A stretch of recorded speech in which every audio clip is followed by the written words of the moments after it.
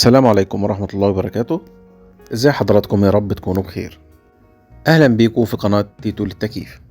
النهاردة بإذن الله هنتكلم عن مميزات وعيوب تكييف هاير الانفرتر. بيعتبر تكييف هاير من الماركات المشهورة في السوق المصري والعالمي، ده لأنه بيتميز بجودة عالية وأداء مميز، ده غير أنه بيتوفر بقدرات كتير وأحجام مختلفة، وده طبعا بالإضافة لمميزات تانية كتير بتخليه من الأجهزة المميزة اللي كتير من العملاء بيتجهوا لشرائها. أول ميزة معانا في تكييف هاير الانفرتر هي ميزة التنظيف الذاتي. يعني كل ما زادت الرواسب والأتربة على مكونات الوحدة من الداخل، بنلاقي الجهاز بيعمل عملية غسل وتنقية تلقائي للمكونات دي، وبيتخلص من أي رواسب أو ملوثات، وبيعقم أجزاء الوحدة بالأيونات علشان يمنع تكوين الجراثيم، وكمان يحد من نمو الفطريات، وتفضل بيئة التكييف نظيفة ومعقمة. تاني خاصية معانا وهي خاصية الانفرتر. طبعا كنا اتكلمنا عن خاصية الانفرتر قبل كده في فيديوهات سابقة، ودي تقنية حديثة بتقلل من استهلاك التكييف للكهرباء، ومع المحافظة طبعا على ظروف التشغيل والمحافظة على صيانة الجهاز علشان نوصل بنسبة توفير للطاقة ل60%. ميزة تعقيم وتنقية الهواء، ودي ميزة مهمة جدا في جهاز تكييف هاير الانفرتر. الجهاز بيعمل على تنقية وتعقيم الهواء بأعلى دقة وكفاءة عن طريق تكنولوجيا البلازما ايونايزر، والخاصية دي بتحد من انتشار البكتيريا والجراثيم في هواء الغرفة، علشان بتضخ كمية كبيرة من الأيونات اللي بترتبط مع أي مكونات أو كائنات ضارة في الغرفة وبتقضي عليها. ميزة كمان معانا في مكيف هاير الانفرتر وهي تكنولوجيا اليو في، اللي عندها قدرة عالية على قتل البكتيريا والتعقيم بكفاءة عالية، وبتقضي على أي ميكروبات وجراثيم وإخفائها من هواء الغرفة، وأكيد ده طبعا بيخلي هواء المكان نقي وصحي. نيجي للكمبرسور بتاع الجهاز. بيتميز جهاز هاير الانفرتر بكمبرسور جودته عالية جدا. الكمبرسور ده بيبقى T3 بيشتغل في درجات حرارة عالية، بيشتغل معانا لحد درجة حرارة 53 مئوية، والجهاز مرتاح جدا. يعني بمعنى أصح درجة الحرارة العالية مش بتأثر على الجهاز زي بعض الموديلات الموجودة في السوق. ميزة كمان معانا في مكيف هاير الانفرتر وهو احتوائه على تقنية الكشف الذاتي عن الأعطال، وتشخيص نوع العطل بالتحديد عن طريق استشعار داخلي بالمكيف. بيتعرف على أي عطل وقت ما يحصل ويبينه للمستخدم عن طريق أكواد معينة بتظهر على الشاشة الديجيتال الموجودة في الجهاز.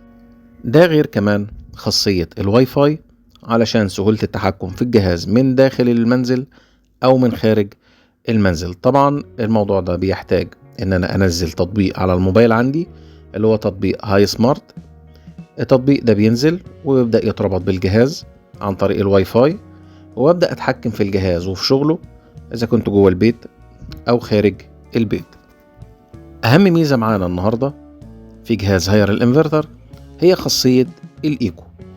معنى كلمة ايكو هي اختصار لكلمة ايكونومي او اقتصادي، وده معناه ان الخاصية دي بتستخدم علشان الجهاز يشتغل بشكل اقتصادي.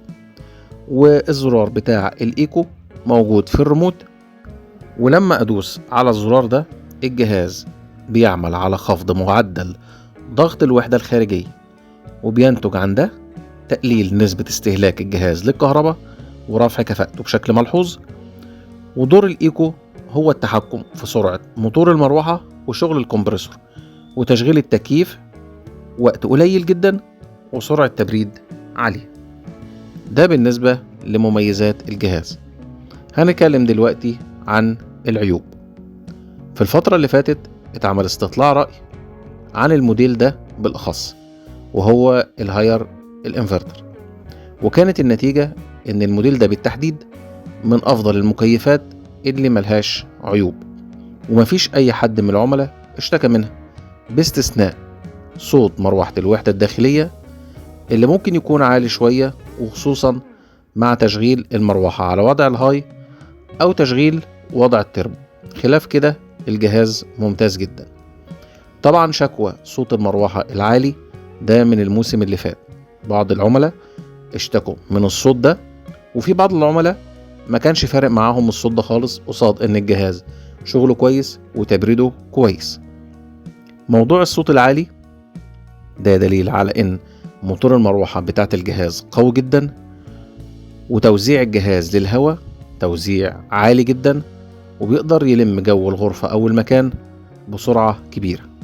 فانا بعتقد ان ده ما هواش العيب اللي يخليني ما اشتريش الجهاز. في النهاية من وجهة نظري ان الجهاز ده جهاز محترم جدا، والعيوب بتاعته لا تذكر، واتوقع موسم ممتاز في الصيف ومبيعات عالية، ومن الوارد طبعا ان سعره يزيد لان عليه اقبال شديد. ودلوقتي هعرض على حضراتكم اخر تحديث الاسعار بتاعت الهاير الانفرتر. اولا هاير سمارت ايكو انفرتر ده فريون 32، والموديلات اللي نازله منه نازله السنه دي بارد بس. الواحد ونص البارد طبعا بيبقى بارد بلازما ديجيتال انفرتر ده ب26,000 جنيه. عندنا كمان الاتنين وربع بارد ده ب35,500 جنيه. معانا كمان التلاتة حصان البارد ب41,500 جنيه. ده بالنسبة لموديلات السمارت ايكو انفرتر. في عندنا كمان موديل هاير سمارت يوفي ده فريون 410، الواحد ونص بتاعه البارد ساخن ب28,500 جنيه. معانا كمان الاتنين وربع البارد ساخن ب41,500 جنيه. التلاتة حصان البارد ساخن ده ب45,500 جنيه. طبعا الأسعار دي بتبقى شاملة التوريد والتركيب. أتمنى أن حضراتكم تكونوا استفدتوا معنا، وما تنسوش اللايك والاشتراك علشان يوصلكوا كل جديد. والسلام عليكم ورحمة الله وبركاته.